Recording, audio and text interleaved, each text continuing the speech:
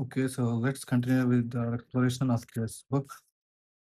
In the past few videos, we have covered the introduction, linear algebra, probability, and information theory. And now let's continue with the next chapter, which is numerical computation.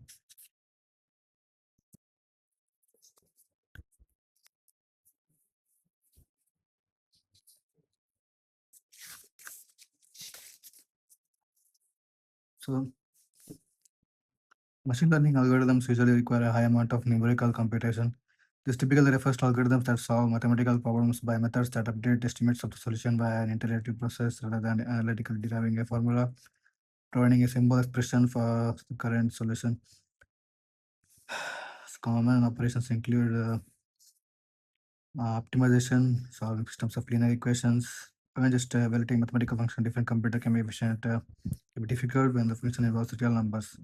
It cannot be represented precisely with a finite amount of memory. So basically, obviously, machine learning and everything like there's a lot of computation, especially parallel computation, which is why we use GPUs and a lot of parallel processing with these things. And transformers, especially the idea of transformers, so especially very helpful because of this very concept.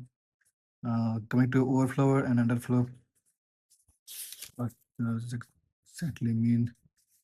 Another, oh yeah, so overflow and underflow are just types of errors. So, form of rounding error, that particular device setting is underflow. Underflow occurs when numbers near zero are rounded to zero. Many functions behave qualitatively different when the argument is zero, but rather than a positive number. So when a number really close to zero is just rounded to zero, that's when the underflow occurs. So as we read here, almost all real numbers will incur some approximation error when we represent a number in computer. Many cases it's just round error. Rounding error is problematic, especially when computation compounds across many operations. See, this is important. And you can call algorithms that work in theory to fail in practice if they are not designed to minimize the accumulation of rounding error. So basically, you need to minimize the accumulation of rounding error. Now let's go to overflow. Overflow occurs when the number with large magnitude are approximated to infinity or minus infinity. Yeah, so this is the uh, exactly the opposite problem of what was explained there. And the softmax function is often used to predict the probabilities associated with the multi-nodal distribution. So low-level software engineers take care of edge cases of formula. So yeah, if you're a low-level software engineer, you should especially take care of these rounding errors and all. Let's say you're someone who's designing the packages or the parallel processing programs and such. You should really take care of these errors. So poor conditioning. Poor conditioning appears when conditioning refers to how rapidly a function changes with respect to small changes in its inputs. Functions that change rapidly when the inputs are perturbed slightly can be problematic for scientific computation because running errors in the inputs can result in large changes in the output. So consider a function f of x equal to a inverse x when a belongs to real numbers. Has an eigenvalue decomposition, its conditional number is maximum of lambda a by lambda j, maximum of absolute of lambda a by lambda j. This is the ratio of magnitude of the largest and smallest eigenvalue. When the number is large, the matrix inversion is particularly sensitive error in the input. The sensitivity of intrinsic property of matrix itself and the result of running error due to matrix inversion. Poorly conditional matrices amplify pre-existing errors.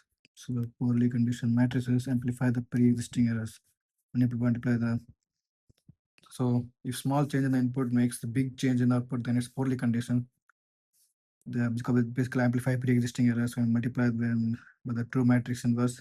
In practice, the error will be compounded further by numerical errors in the inversion process itself. So let's go to the next section. So that is output and poor conditioning, and let's go to the next section, which is gradient-based optimization.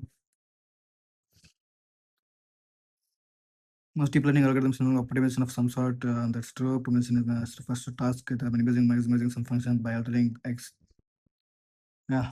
So that's what optimization is. Basically, you have the lower number, higher number, and to optimize or choose the best number among the range.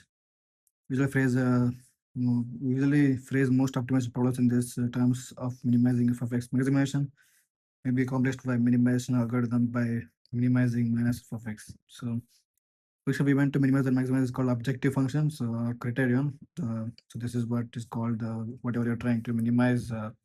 So when minimizing, I mean the minimizing error. So let's say the optimal expected value is something around 0. So you want to your resulted output, let's say, is around 1 or 2 or -1. You want to minimize the error so that it's close to 0 as much as possible. When minimizing it, we also call it the cost function or loss function or error function. So the objective function would be whatever gives you the result as 1, 2 or -1, and the function which gives you the difference between 0 and the result of this function, which is 1, 2 or -1, that would be called as error function, cost function or loss function. And cost function, loss function are the most famous terms.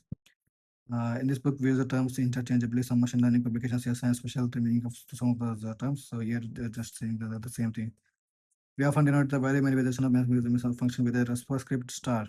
So value that minimizes or maximizes a function denoted with a superscript star. So here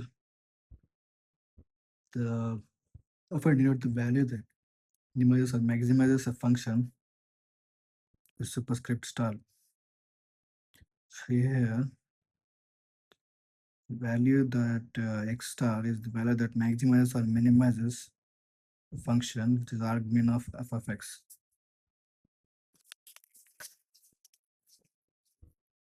So based on the tutorial of calculus, yeah. So just they're going through some basics of calculus, which I will just skip it. The gradient generalizes the notion of derivative to the case where the derivative with respect to the vector is the gradient f vector containing all the partial derivatives denoted by partial derivative of f of x. So this would be local, this would be the global minimum. Okay, so this is the local minimum, this is the global minimum, and this is also local minimum. Hopefully you are familiar with that concept. And so trying to get to the global minimum with the steps like this, let's say you're here, if you take a step like this, that would be the step, and that would be called gradient descent because this is a gradient and you're descending lower, and it's in the bottommost position here. So the learning rate is the rate by which you're coming down here, the epsilon here, and hill climbing, line search. So there are some other concepts here. Let's go to beyond the gradient, Jacobian and Hessian matrices. So remember that this is the second part here, which means what was the first part? So yeah, so this is the first part. So what is first part exactly? So gradient descent. So they're going through the concept of gradient descent here. Let's try to understand what it is. So we all know what is saddle point, global minimum, and all that. Let's come here, directional derivative, slope of the function, and theta is the angle. We can decrease it by moving in the direction of the negative gradient. This is now the method of steepest descent or gradient descent. By epsilon, the learning rate, positive scale depends on the size of the step. Yeah, size of the step. Like I said, learning rate is the size of the step. So when you size of the step, so let's say if the step is very large, you might miss this dip, miss this local minimum, and also the global minimum. If step is like this, one step here, one second step here, you totally miss the global minimum. So, and if a step is too small, it will take too much time to come there. So you need to choose the optimal step, size step, so that you come here, so that you reach the global minimum in the appropriate time. And sometimes also size makes directional derivative vanish. Another approach is to evaluate for several values of the smallest objective function value. This is called a line search. The steepest and convert this element to 0. While turning this, yeah. So ascending an objective function discrete parameter is called hill climbing. So the opposite of gradient descent will be the hill climbing, where you do so instead of reaching the global minimum, you are going for you're going to reach the global maximum. That would be hill climbing.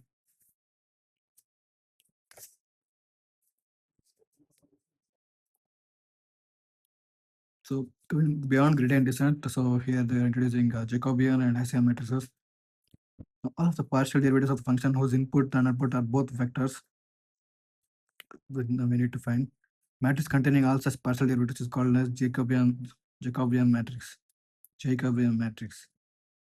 So matrix containing all partial derivatives of a function whose input and output are both vectors.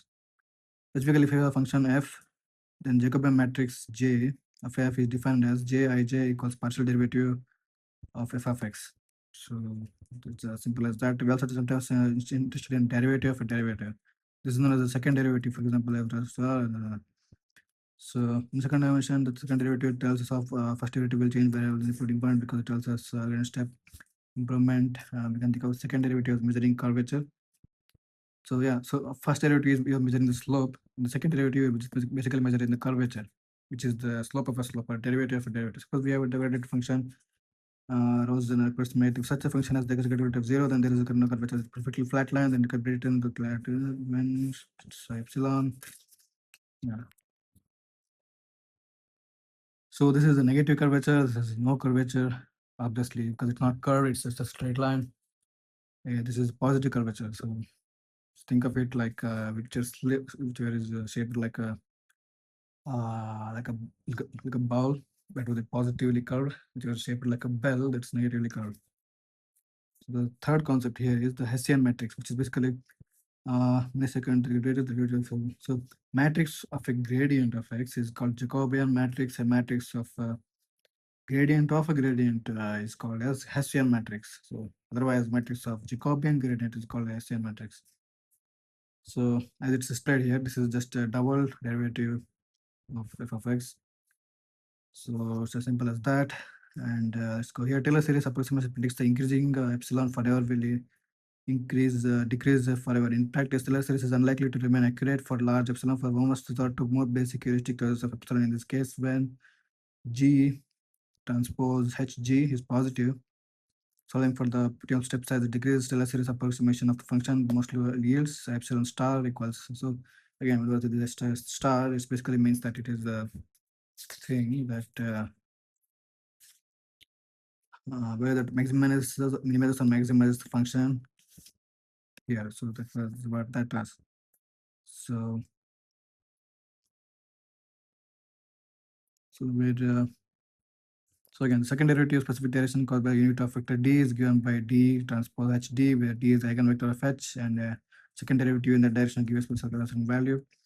So the second derivative is given by like this, which means g would be the second derivative due to the unit vector, where it is the eigenvector of h. H is the Hessian matrix, and so here epsilon star gives the minimum and maximum value of this function. The value that minimizes the function. Worst case with GL length for the eigenvector of h corresponding to the super maximum eigenvalue lambda max, and the optimal step size given by lambda max, optimal step size. The extended function minimizes the optimal by quadratic function eigenvalue of Hessian derivative scale of learning rate. Hessian matrix thus determines the scale of the learning rate. So basically, scale for learning rate. Basically, Jacobian matrix gives you the learning rate, and Hessian matrix gives you the rate of the learning rate or scale of the learning rate. So again, second derivative test, where f double dash x of test is inconclusive. So this is part of calculus, and when the partial derivative of f of x is 0, we can examine the eigenvalues of x in matrix to determine whether the critical point is local maximum or local minimum or a saddle point. When the Hessian derivative defines all eigenvalues, when positive Hessian is positive definite, all its eigenvalues are positive. The point is the local minimum. Okay, local minimum means it's like this. When it's positive, it's local minimum.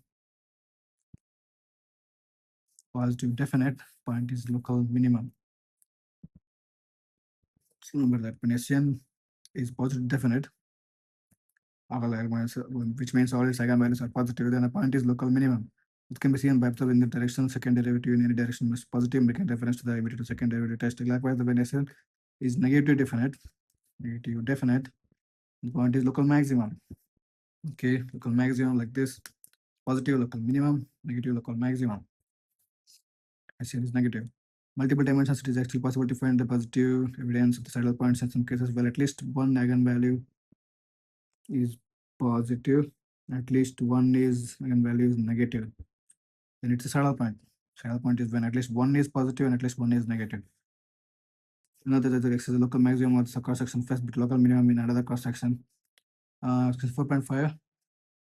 Then see multidimensional eigenvector test can be inconclusive, just like the univariate version. The test to be inconclusive with includes whether all of the eigen non-zero eigenvalues are the same sign, but at least one negative is 0. So this is because univariate derivative test is inconclusive in the cross section of corresponding to the zero eigenvalue. The step size must be small enough to avoid overshooting the minimum or going uphill in directions with strong positive curvature. Yeah, so that's what I said. When your thing is learning rate or the step size is too big, you're gonna overshoot the minimum. Don't overshoot. Don't miss the hill or pit because your stride is too big. Fourth one would be, so first one is gradient descent, second was Jacobian matrix, third was the Hessian matrix. Fourth concept you're learning here is called the Newton's method. Simplest method for doing. Okay, so what are we doing? The issue can be resolved by using information from Hessian matrix to guide the search. So what issue are we, so overshooting the issue, that's what we are trying to solve it. So overshooting issue found in the Hessian matrix method, it can be solved by using information gained from the Hessian matrix to guide the search. Simplest method for doing so is known as Newton's method. So why exactly we calling it Newton's method? Newton did design the basic of physics, didn't he? And inertia is named after Newton. So we are going to use inertia to go below. So Newton's method is based on the second order Taylor series expansion to approximate f of x in some point x. Okay, now I just said that Newton is based physics. That might not be the case. That physics comes under in different sections. So let's go through this first. When f is a positive definite quadratic function, means a square function. Newton's method consists of applying equations 4.12. Wants to jump to the minimum of the function directly. When f is not truly positive, truly quadratic, but can locally approximate it as a positive definite quadratic, Newton's method consists of applying equation to multiple times. After updating the approximation and jumping the minimum of the approximation can be reach the critical point much faster than just gradient descent. This is a useful property in numerical medium, but it can be harmful property near a saddle point. As discussed in the section, the Newton method is only approximation when the nearby critical point is a minimum of all the eigenvalues of the SN, given all the eigenvalues of the SCN are positive. So again, so local minimum only occurs when the all eigenvalues are positive, which means SCN is positive definite, value is local minimum. So only then you can use the Newton's method. So in case of when SN matrix is not positive, when SN matrix contains not all, contains the things that when the cases when the SN matrix has eigenvalues which are not all positive, then you cannot use this Newton method. So this can only be used in saddle points case. You cannot use it. You can only use it when the positive, then and critical point is minimum. Okay, so and where gradient descent is not attracted to saddle points unless the gradient points towards them. So optimization algorithms use only gradient descent are called first order optimization algorithms. Optimization algorithms that use the Hessian matrix, such as Newton's method, are called a second order optimization algorithms. So because obviously in first order optimization algorithms, the things are only using the first order derivatives. You're only using the slope or something like that, gradient descent. In second order optimization algorithms, such as the Hessian or the Newton's method, you're in the second derivative. So you're taking the 2 times derivative of a thing. So optimization algorithms employed in most contexts in this book are applicable to a wide variety of functions, but come with almost no guarantee. Deep learning algorithms tend to lack guarantees, okay, because of the family of functions used in deep learning is quite complicated. In many other fields, dominant approach to optimization is to design optimization algorithms for a limited family of functions.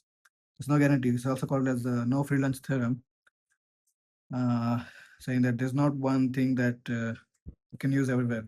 Although LLMs, so this book wasn't written when LLMs truly were famous. Neither was the no free lunch theorem. Nonetheless, uh, it's something important to know because of its implications and because of its validity before LLMs. So now, yeah, even LLMs cannot be used universally.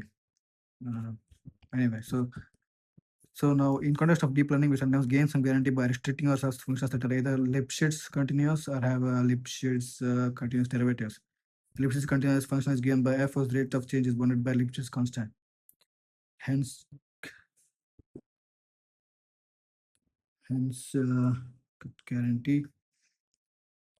So property is useful because it allows to quantify assumption that a small change in input made by algorithms such as gradient descent will have a small change in the output. Lipschitz continuity is also fairly weak constraint, and many optimization algorithms in deep learning can be made using Lipschitz continuous with relatively minor modifications. So basically, you're going to make again some guarantee by restricting our source function. So again, any method when the basic idea in computation in computer science would be that whenever things are problem is too big, you make it smaller by restraining it to smaller things. This is the same as in life. So when you have a too big of a problem ahead of you, you just break it down into smaller steps and you take the first step. So that's what you're doing here. So you reduce the constraints and make it constraints and use functions that are either Lipschitz continuous or have Lipschitz continuous derivatives.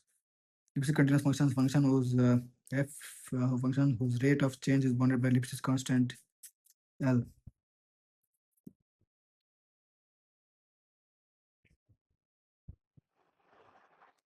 So this property is useful because it allows to quantify assumption that a small change in input member algorithms gradient descent will have a small change in the output.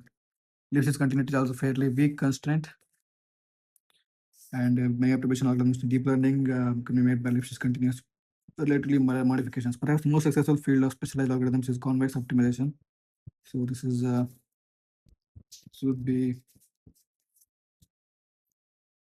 fourth. This will be the fifth concept we are learning here. Okay, so this is under fourth ABMC. A was first order optimization, second order optimization, and no guarantee. B was Lipschitz constant. C is the convex optimization. Convex optimization algorithm provide many more guarantees by making stronger restrictions. So Lipschitz makes weaker restrictions. So convex optimization makes stronger restrictions. Convex algorithms are applicable only to convex functions. So that's exactly why it's called convex optimization. So this is where there's the local maximum. So functions which is positive semi-definite everywhere. Such functions can well behave because they lack saddle points and allow the local minimum as necessarily global minimum. However, most problems on deep learning are difficult to express in terms of convex optimization. So even this cannot be applied everywhere. The only subterms of different areas from the convex optimization can be used for providing convex. However, in general, the importance of convex optimization is diminished in the context of deep learning. So this is really not used much. So for more information, convex optimization for this book. Now coming to constraint optimization. So again, constraint is how you make the problem simpler. And so constraint optimization is another big heading here. So the heading before this was beyond gradient descent. Okay. This was gradient based optimization. So that was the topic we studied, was gradient based optimization. Now we're studying constraint based optimization. So in gradient based optimization, we learned about four main things. Now we are in constraint optimization, we are going to learn some more things. Obviously, so wish not to not only sometimes we wish not only to maximize and minimize the function of fx over all possible values of x. Instead, we just minimize the max value of fx for values x in some set. Yes, so just minimizing the set possible values is known as constraint optimization. Points x lie within the set S are called feasible points in constraint optimization terminology. So if I want to normalize minimize x of x for x belonging to R square, with this constraint to have exactly L square norm, we instead minimize g theta equals f of cos theta sin theta transpose with respect to theta, we return cos theta sin theta as a solution to the constitutional problem. This approach requires creativity. The transformation between the optimization problem must be designed specifically for each case to encounter. So Lagrangian mechanics talks in the form of difference between physical energy and kinetic energy, potential and kinetic energy. So why are we talking about Lagrangian mechanics all of a sudden? So the term Lagrangian will be useful just in a quick while. So that's why we just brought this up here. So the Lagrangian mechanics talks about the difference between positive energy, potential energy, and kinetic energy. So it's kind of like the Kullback-Leibniz divergence, which talks about the difference in entropy of given two probabilistic distributions. And it's not commutative, of course. So the Kullback-Leibniz divergence is not commutative. Difference in entropy of A and B is not the same as difference in B and A. So this is constraint-based optimization. The second main thing here is the Karush-Kahn-Tucker approach, KKT approach, where provides a general solution to constraint optimization. With KKT approach, we introduce a new function called generalized Lagrangian or generalized Lagrange function. So what is a Lagrangian function or generalized Lagrange function? So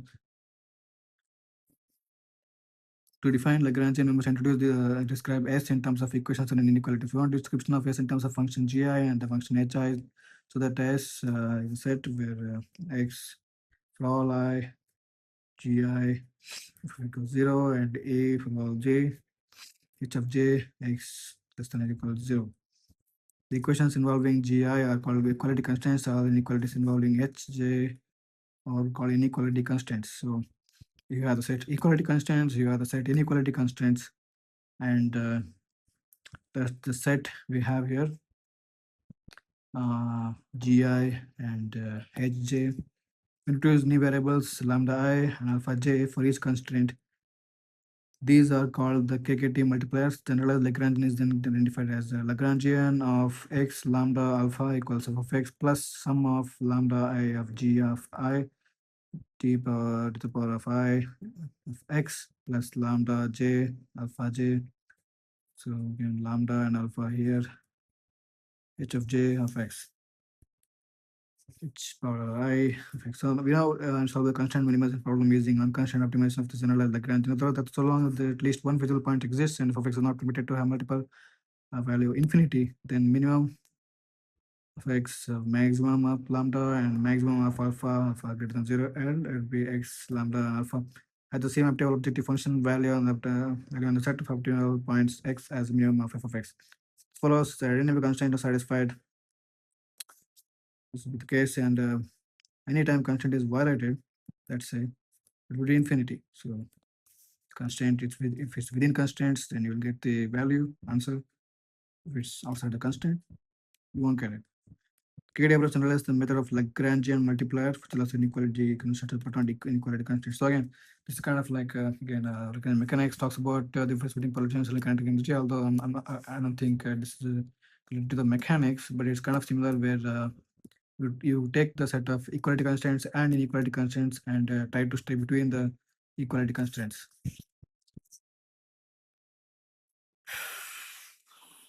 So let's skip this part. And in other words, for all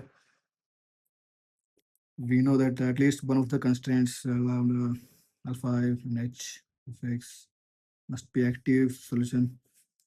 To gain some intuition of this idea, we can say that either the solution is on the boundary imposed by inequality and we must use KKT multiplier to inverse solution of x. The inequality has no influence. The solution will be represented by resolving out its KKT multiplier. Whether it's going to be useful or it won't be useful. So there are necessary conditions but not always sufficient conditions. So again, this what is called KKT conditions. The simple set of properties describe the optimal points of constraint optimization problems. So these are the necessary conditions for not sufficient.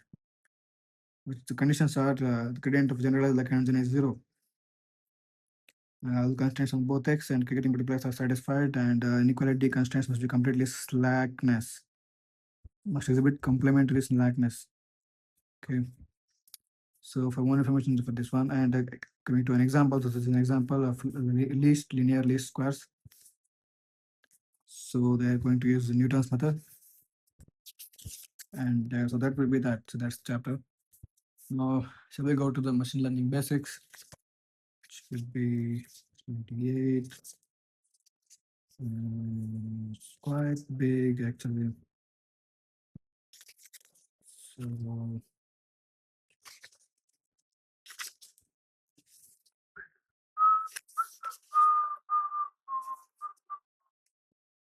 50 pages and more.